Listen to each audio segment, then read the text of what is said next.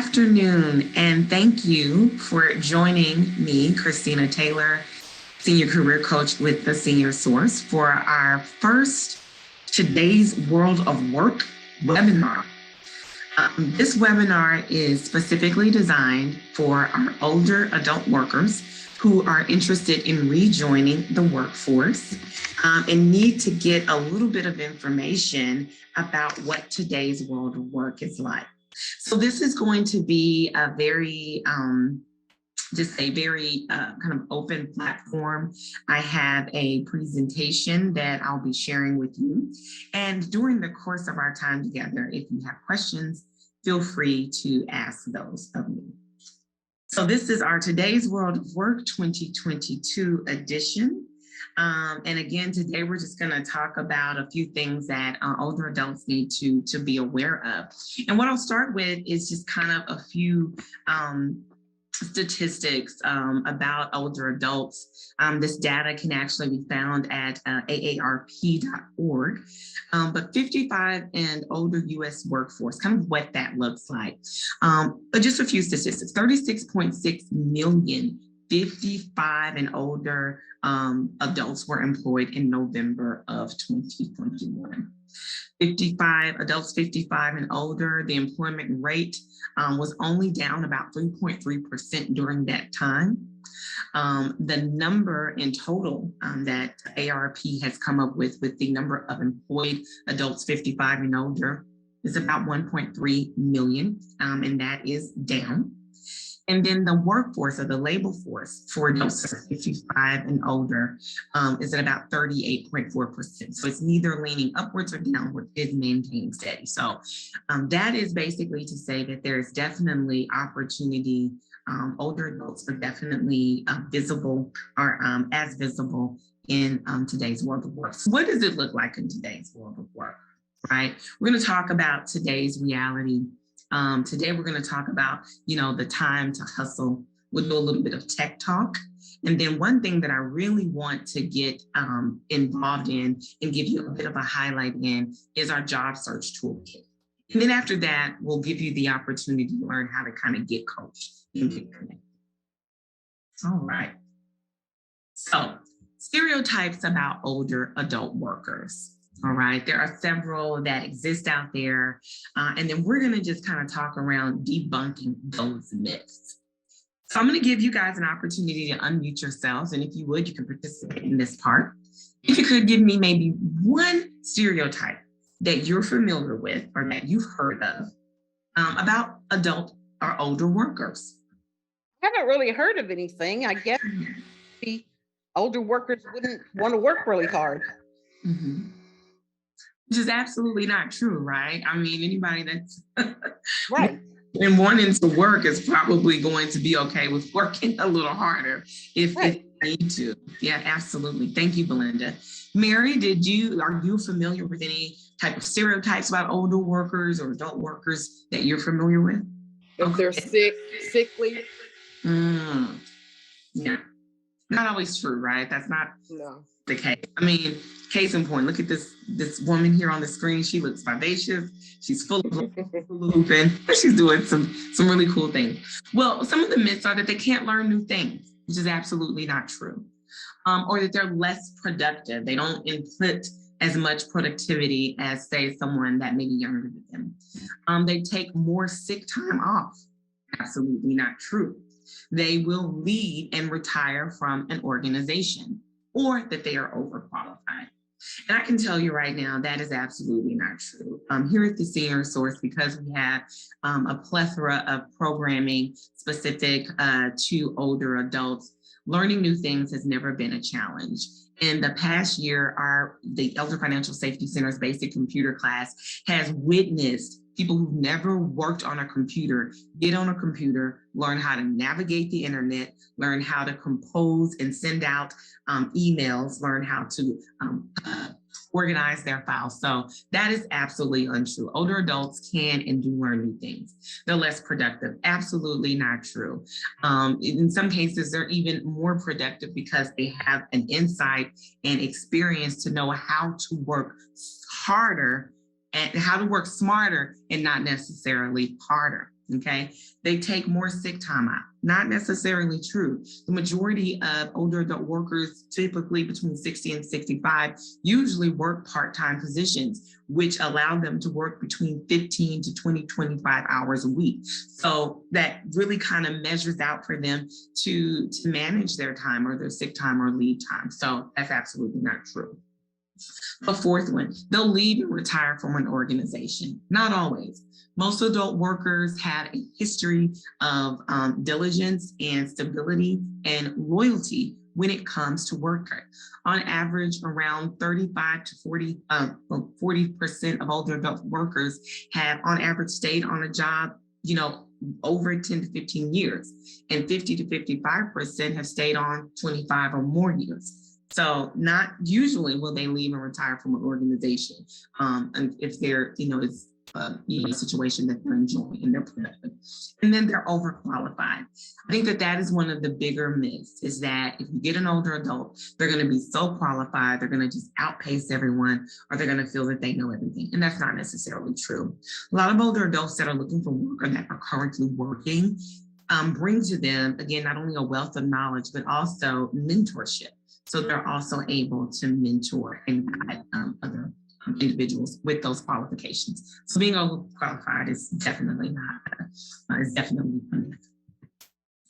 So virtual is the new reality. If you look on the screen, you'll see kind of what the days before, in a job fair or a job search situation used to be versus what it is now, 2021 and 2022. So I'm going to stop this right here. One of the things you want to be able to do is have a personal commercial. That's about 30 seconds. Okay. You want about 30 seconds of to make your impression, who you are, telling who you are, what you do, what you're there to do. And I'm bringing this in the scope of if you're in a situation where you're in a virtual setting, a virtual job fair where you go to visit different rooms. If in fact you're in a virtual space and you're not kind of going door to door calling up to see if the jobs are available, your resume form is very important. Keep it concise and in a PDF format. Gone are the days of a 3, 4, 5, or 6-page resume. I very much encourage older adults or any adult really that's looking for employment to make sure that the resume highlights all of the things that are specific to your talent, to your work style, to the accomplishments and the qualifications that you have. Employers, recruiters, especially headhunters, are not looking for 10 to 12 pages of some of the work that you've done repeatedly, right? So keep it concise. You definitely want to keep it in a PDF format. Now, in the event that your virtual reality sends you to a place where you're going to interview virtually, right? And we'll talk a bit more about that. You want to dress to impress, right? So at least from here up, you want to appear as if you would appear if you were going into an interview session. You can wear the pajamas after you landed the job. Now, virtual interviews, talked a little bit about that, virtual pre-screens and virtual panel interview. I don't know if any of you have ever done this, but a pre-screen typically is what will happen prior to you actually meeting with either a recruiter or a hiring manager. They may send those questions to you by email, right? Or they may send them to you through a job or virtual interviewing link. I know that Indeed.com uses those often. So be prepared. If you get those pre-screen questions, give yourself enough time to answer those. I know that I've used a platform before where they submit the question to you and you record yourself presenting it, right? You record yourself actually giving those interview questions. The virtual interview, ensuring that you have the correct tools to conduct the virtual interview. I'm going to pause there for a moment because the tools that you will need, again, are pretty basic. One, if you're doing an interview in a virtual space with an employer, the first thing you want to make sure that you have is a reliable computer and internet connection. You also want to make sure that you are in a quiet space, that you're in a space that is void of any types of interruptions. Don't sit by the window during the day that the yard man is going to be there, okay? Don't sit near the noisiest room in the house, whether it's the den or the television room. Ensure you have the proper tools. Lighting is important, okay? There is absolutely no excuse for anyone to be in poor lighting on a virtual interview. There are tools, and I'll show you one that I use. It is a ring light, okay? This ring light, I hope you can see a little bit of it. You can purchase this on Amazon or eBay or any of the online purchasing tools that you use. And what it does is in your desk situation, it gives you just enough light so that the employer that sees you can see you and see you well. Lighting is important. And sound. Make sure that you don't have background sound going on in the background, right? No fans. Ensure that your phone is on mute, that you're not, texting or that you're not getting pings during your interview, because you literally have about the first minute or minute and a half to make an extraordinary impression, even in a 30-minute or hour-long interview as virtual. One of the other things that is super, super new, or not maybe new, but in a virtual space, is the panel interview. It is possible to interview with up to 5 to 7 people at a time in a virtual space. It just is. So, again, you want to be in a good space. You want to be able to have great sound, and you want to be able to hear them and they hear you. Okay, so here's something that we definitely want to talk about. We're going to shift gears a bit. COVID-19, okay, which, as we know, we're entering into a new phase, essentially year 2 of the global pandemic. And so the world of work looks very, very different. Employers have decided and have determined that we can't do work the way that we've done it before, right? And so how does that impact older adults who are looking for work or who are in work? I believe that it impacts us or them, all of us, in the same way. We want to be sure that we are going to workspaces that are safe, and it is incumbent upon employers to ensure that those spaces are safe and to make modifications in that way. So what does that mean? COVID-19 in the workplace. So new things are happening. Employers have a duty to provide a safe workplace. So as of 2020, the CDC inspired office reentry processes. What does that look like? Well, some businesses are operating at smaller capacities, or they're doing a shift differentials, and differentials may not be the proper word, but they're coming in shifts. So one set of people may come in, or one group may come in on Monday, Wednesday, Friday. Another group may come in on Tuesdays and Thursdays and work longer hours. So businesses are definitely operating in smaller capacities. Masks, sanitizing procedures are being reinforced. If you are working, if you know someone that's working, if you've gone into an office building recently, you will probably note that a lot of companies are now offering masks. Not only they're offering masks, but they're also offering sanitation stations, okay? Again, decreased work weeks.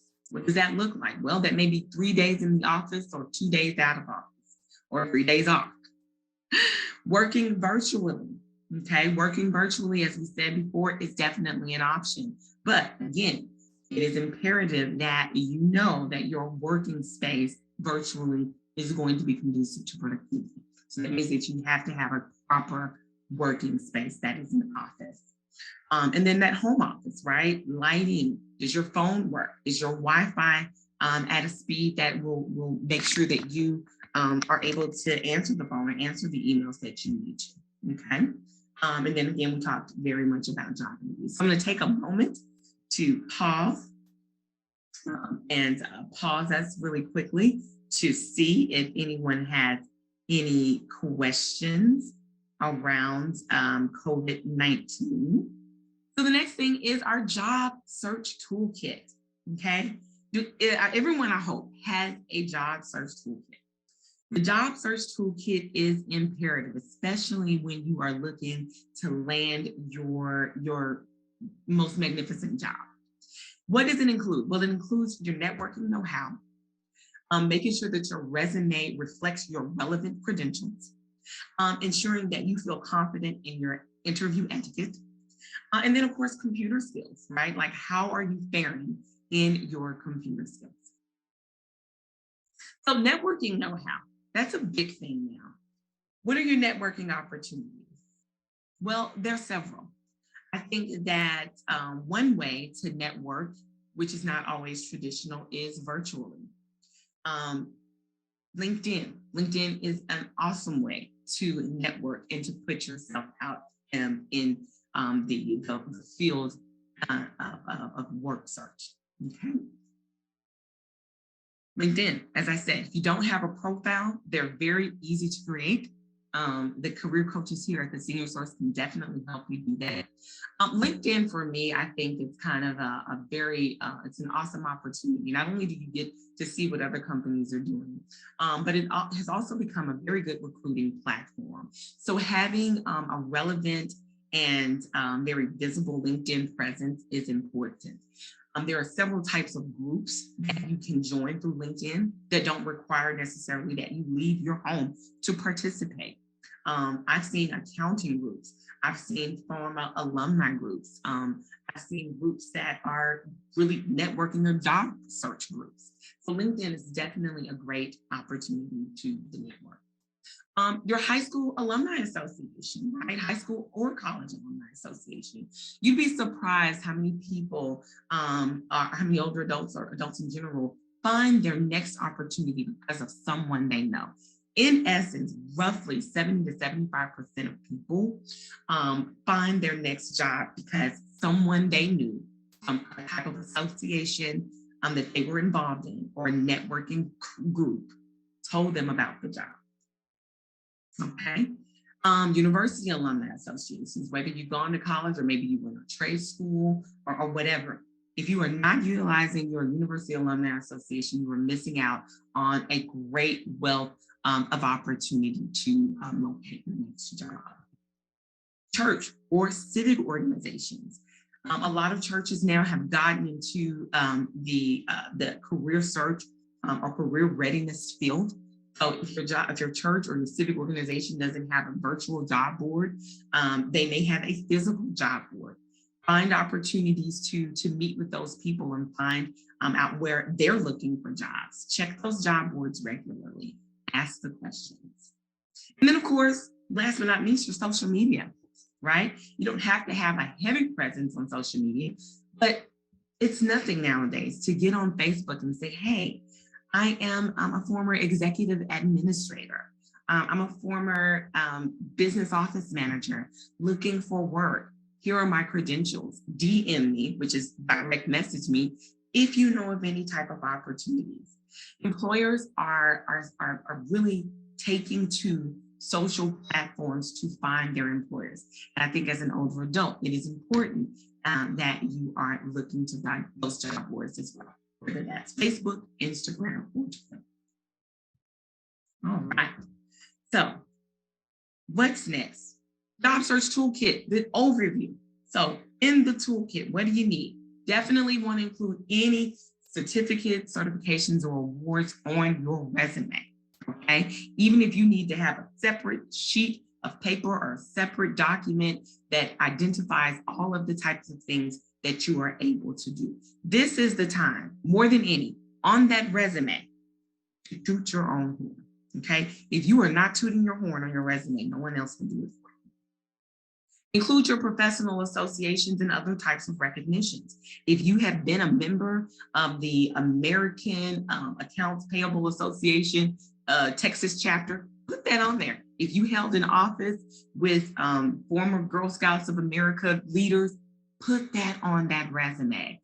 It really stands out when you're able to do that. Add any and all updated computer skills or knowledge. Okay.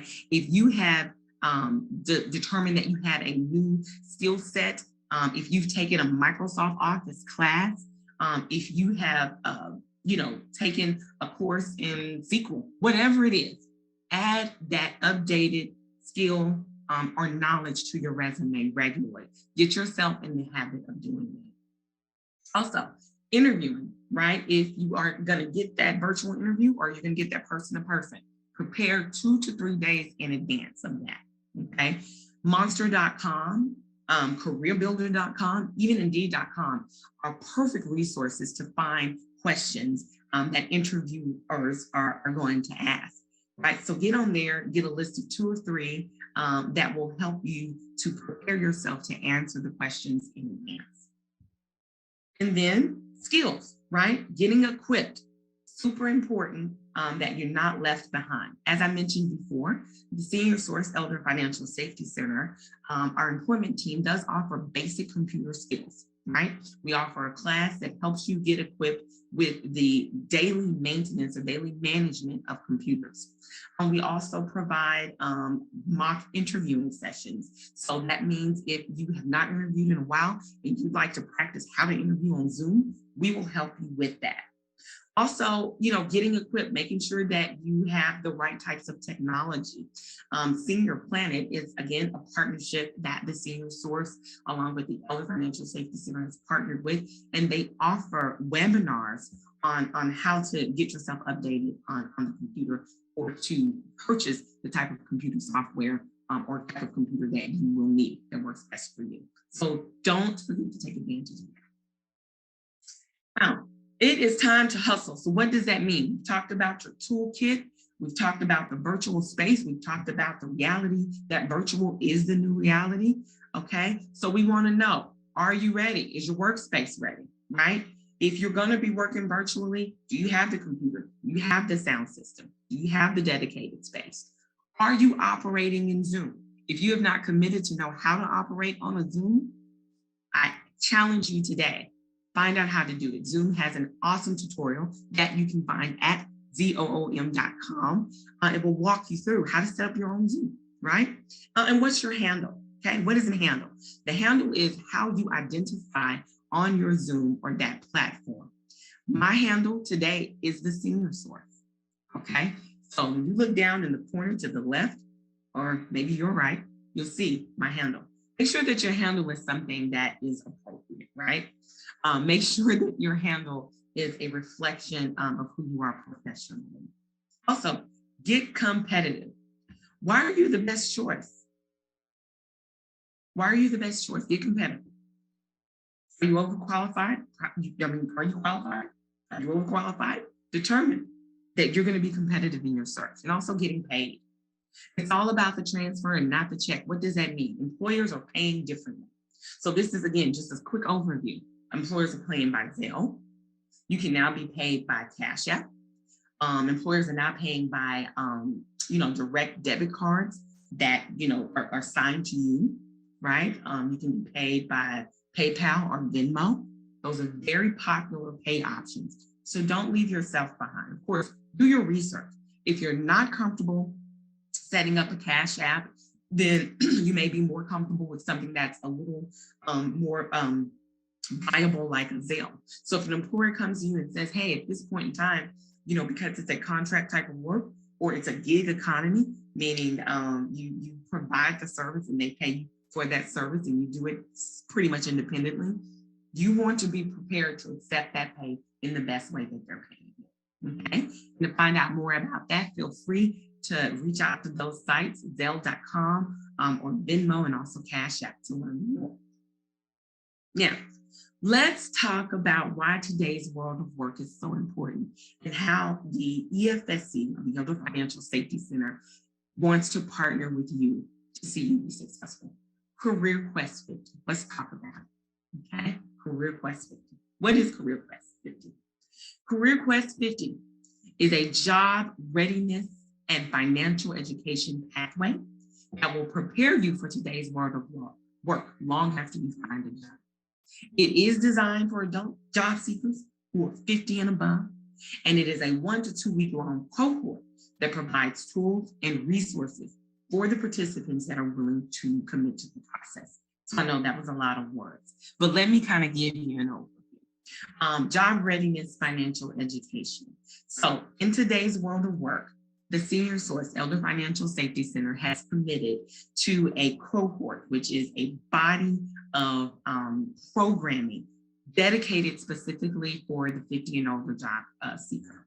But not only are we just going to offer, or not only are we offering the readiness, which is resume development, professional development, mock interviewing, learning how to answer the questions appropriately, how to develop yourself in your workspace.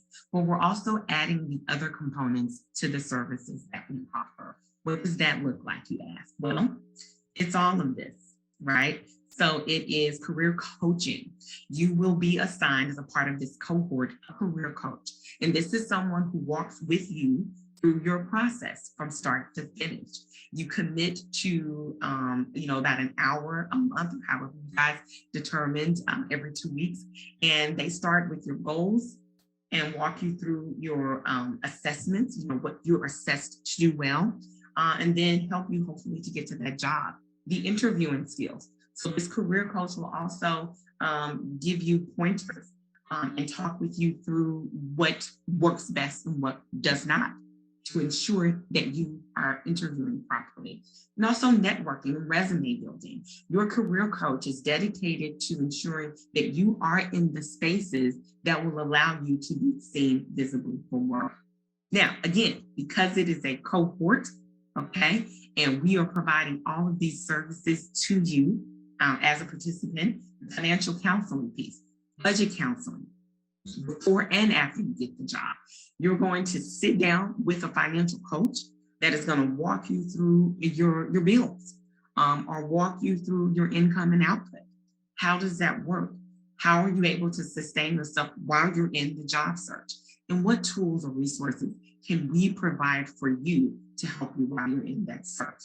Also, financial planning before and after you get your job. Now, financial planning sometimes has a negative connotation, but what we're speaking of specifically is how are you going to budget once you get the job, right? Identifying the amount of money or the salary that you're going to need to make, whether it is to supplement your income or whether it is to move you into your next career that will sustain you. Your financial coach is going to walk you through that. They're going to talk about credit, what you need to work on, what you may not need to work on, why it's important, especially in a job search. And then, of course, income and resources support. We have counselors that are dedicated to talking with you about benefits. What does it look like to have your job benefits? When you land the job, what are going to be the most viable benefits for you to have or not to have, right? What does the insurance look like for you or not for you? And then, of course, life insurance, Medicaid, and Medicare are also topics that we will discuss. Thank you so much for the opportunity to talk with you today about Career Quest and about today's world of work.